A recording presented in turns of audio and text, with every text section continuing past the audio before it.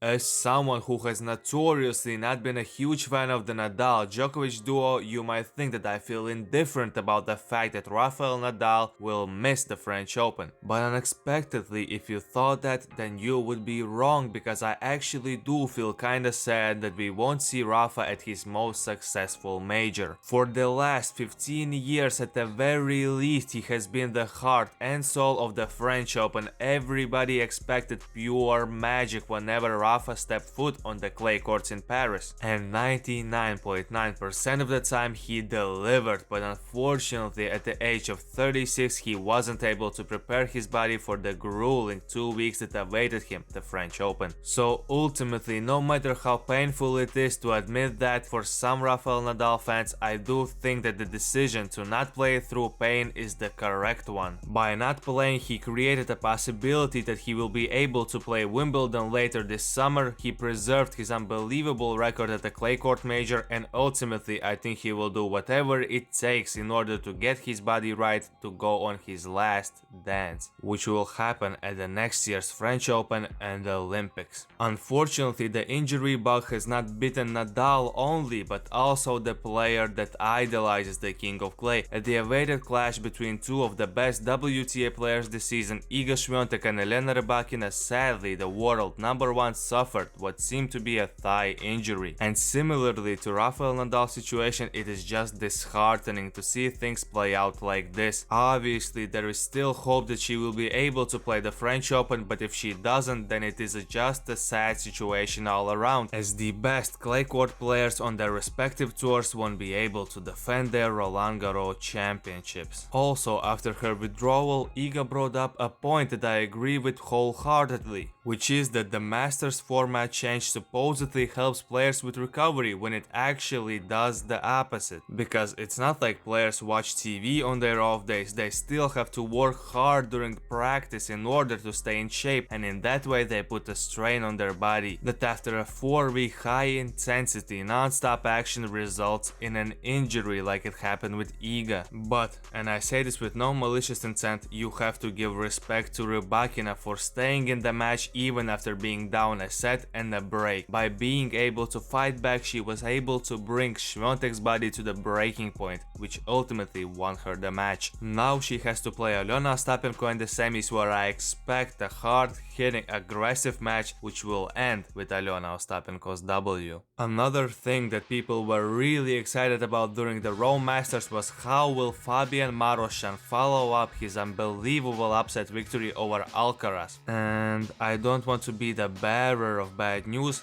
but he didn't, as Borna Coric beat him in 3 sets. And I'm not trying to bash the guy, but some of the reactions to his win over Carlos were ridiculous.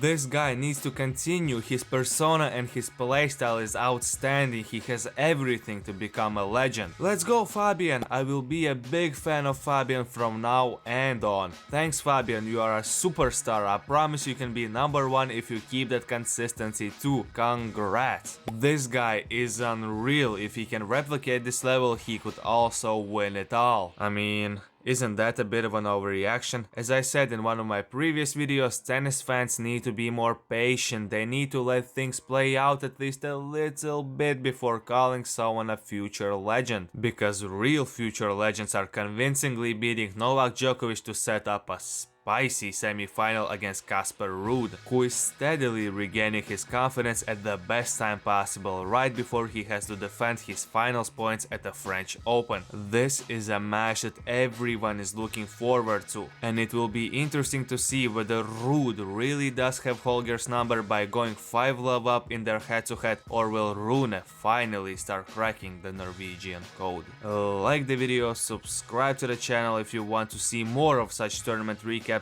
and until next time, take it easy, my friend.